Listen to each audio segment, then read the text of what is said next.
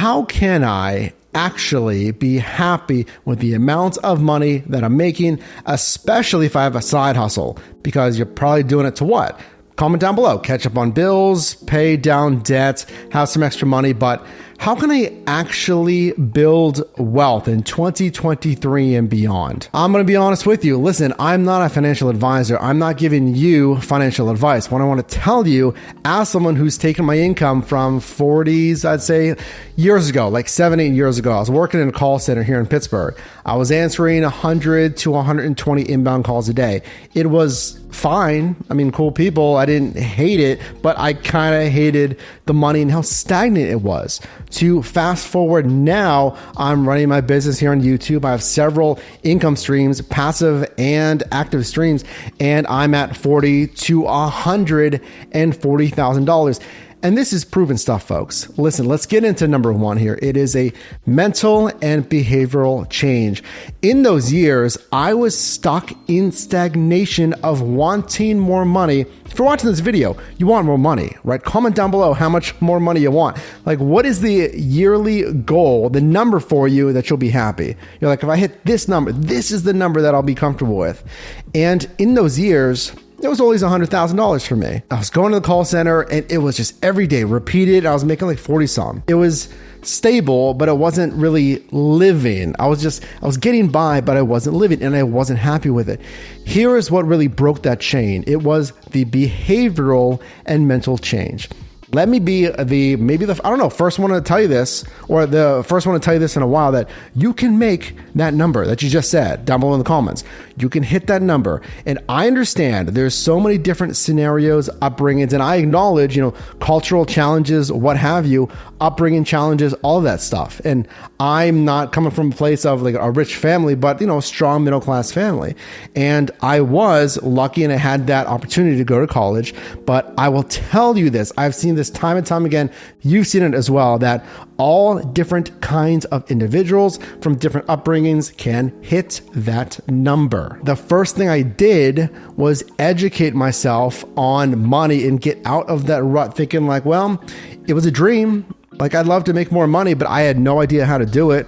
Mental and behavioral change. You have to get out of your own way. And I will tell you this, I still have this, that you're going to have naysayers. You're going to have doubters. It can even be your friends and your family, your acquaintances, your coworkers, right? Like, oh, you're doing this new business thing. You're doing this whole entrepreneurial thing. You're trying affiliate income. Like, well, that's cool, but a lot of people fail at that. So I need you today, like really today, like why not today, right? Why not today? Do it.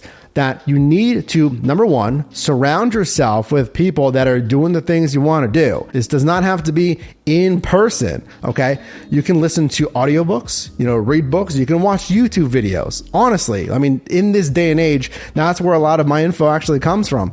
I watch videos on people who've done things that I want to do, as well as immerse myself in podcasts, etc. Listen, if you're in debt, okay, if you have bad credits, I had a credit card of $7,800. Listen, I know, okay, 10,000, 20, 30, 50K in debt, right? And that's a conversation for you and your financial advisor. But I was in a hole because the company that I was working for went under shortly after I moved to San Diego, California. I spent like thousands and thousands on new furniture and all this stuff because I moved. So the first thing I did when I got some cash flow, and step number 2 is going to talk about how to get some of this cash flow, is I paid down that high interest debt. So for that case, I actually had to settle that credit card debt. It was on my credit report and I had to pay a partial amount. So there's that as well. We did a video on that credit card and how that was resolved if you want to watch that. But how do I get the cash flow, especially if you're broke, right? Because listen, I've been both places. When I was in San Diego, that company went under and I had no paycheck for some time. And it's not like I got fired, okay? It's they went under. They were a startup. So couldn't even afford severance. Like nothing. And that's when I turned to the gig economy full time. This is what I do here. I help you make money in different side hustles. You need to have several income streams and income streams that are active and ideally more so semi-passive. So the way to think about this is, if I'm not immediately present, does the money stop? And a good example, the screen that you're looking at right now on YouTube right here, for me, it's a very active revenue stream in the sense that if I'm gone, if I'm not here at this microphone, then the revenue faucet basically stops. But it is semi-passive in the sense that after this video is filmed, there's residual payments on the views from what? A week ago, 30 days ago, a year, 3, 4, 5 years ago on these videos. So it doesn't have to be, socials, although I think monetizing on socials is a great opportunity. And I'm making a course, Mastering YouTube, to teach you how I built a 6-figure income here on YouTube. Listen, you don't need to buy it if you're not interested, but if you want to go all in, that course is coming soon. But it doesn't even have to be socials. It can be affiliate income, pointing an audience to product, courses, services, and you get a commission on that. It can be digital products yourself, selling informational PDF courses, how-tos, what have you, that it's active on the front ends. You're filming and producing that content, but it's semi-passive, that it's paying you, and it's a digital product, which means also less overhead. Because listen, being honest with you, there's no magic way to make money. There's not. I've done the research. You've probably done the research. There's just no way. You have to have a ton of upfront R&D, work, sweat, tears, and pain, frankly, to do some of this stuff. So making a product, let's say, you do all of that and you're doing your research. There's a market segment that's open and an audience, a TAM, total addressable market it's called. There's a large enough audience that needs this product, service, whatever it is. And what is that? It's a solution to a problem. That is why people buy. If it's a product or service, doesn't really matter. It is solving a problem. To be frank, again, DoorDash, Uber Eats, Amazon Flex, Walmart Spark, Instacart, Shipped, any of these gigs, Rover, even though some of them allow you to set the price, you don't have full control over that pipeline, the logistics. So it's fine as a side hustle. And when we surveyed you, there was a pool of our audience that is doing a side hustle to save for a business and investment opportunity, which I love. But real estate, going into something entrepreneurial, it can be even a franchise, a proven model. You're just buying into a franchise. Or again, starting your own business, selling that product, course, or service. What can even pay you a lot of money and something that's not the gig economy, right? So other than going into a career field, we talk about the trajectory of money, right? What is the average amount I can expect to earn given this certain roadmap? Okay.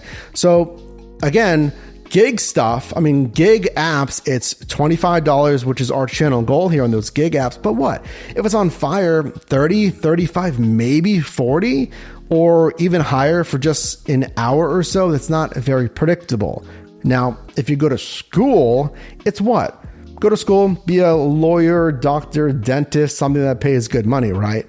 But not all of us want to do that. In fact, me trying to understand my own career path and how I was going to make that money from that customer service job, I looked at sales. So sales is a good way. You don't have to be the doctor, the lawyer, whatever it is, that you can make a lot of money. But hard selling across the phone, and even I tried it in person once with a quota, was not my trajectory that was meant for me. And this is after doing that research that we talk about here, doing the education first and then executing on that. I did all that. I did my research. I executed on it in multiple sales jobs, and it wasn't for me. So there's something to be said about knowing when to back out as well. So number one that we talked about, paying off that really high debt, the huge burden, especially if it's past due and it's crushing your credit rating, because we're going to need that later on for this step number 3. It's building capital and investments. So after I take care of whatever it is, the car loan, if I trade in the car to get something a little bit older, so I don't have a big of a burden there on that car loan, paying off the credit card debt, 1, 2, 3 credit cards, then what? Now, my income streams, semi-passive and active streams, are building some cash flow. We're talking $500 a month, $1,000, $10,000, who knows what your number is. But then I have some of that capital that I really want, and especially that liquid capital. So what I'm doing after I paid off those debts is I'm looking at what income streams can pay me, can cash flow that again are semi-passive. And this is where real estate and other investments comes into play. So what I've been doing over the past years is setting up recurring investments in my investment portfolio. Again, not investment advice for you. I'm not a financial advisor, but what I've been doing is, again, education, which is the foundation of making these smart decisions. And yes, there's going to be a lot of mistakes. I made plenty of mistakes. We want to roll with it and learn and not put all of our eggs in one basket, right? So I'm researching, okay, I should have stocks, I should have ETFs, I should have some bonds, maybe some commodities, something like that. But then my other poll is real estate. And at this point in the video, firstly, can you drop a like on this video? But I want to acknowledge that if you're thinking this sounds crazy, this sounds like it's going to take forever, then yes. Yeah. I mean, think about how long it took for you to get to where you are, really.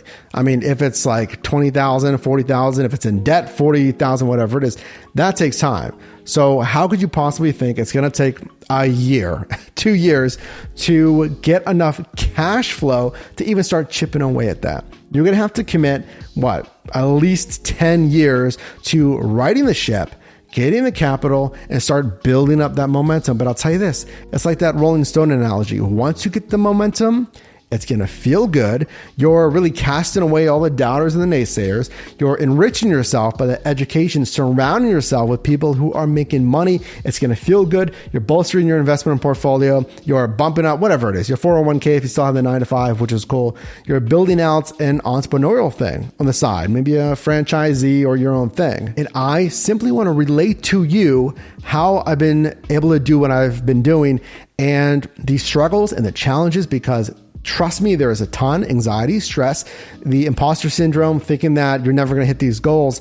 When I failed at the sales jobs, 2 sales jobs, the company that went under, then I transitioned to another sales job, and having the perseverance, keep going, again, fighting through the naysayers and the doubters, and then bolstering that, I should say, backing that by the education of those proven individuals, companies, groups, whatever it is that have proven how this stuff works. Because I'll tell you this, in 2023, I'm going to show you my entire journey, and I've been doing this. If you've subscribed, and if not, consider subscribing now. That's when I started. 40 some to 100 plus thousand. And as we kind of get into 2023 and beyond, taking some of that liquid capital, investing in my first income property, and hopefully more, and showing you that entire journey, why. Not just for fun, not just for videos, not just because, but to truly build my wealth, right? To build my wealth and consequently show you the best practices so you can build your wealth as well. It is simple as that. Drop a like this video if you got value. You can also click or tap the screen here for my newest video, as well as a video recommended for you. And I'll see you in the next one.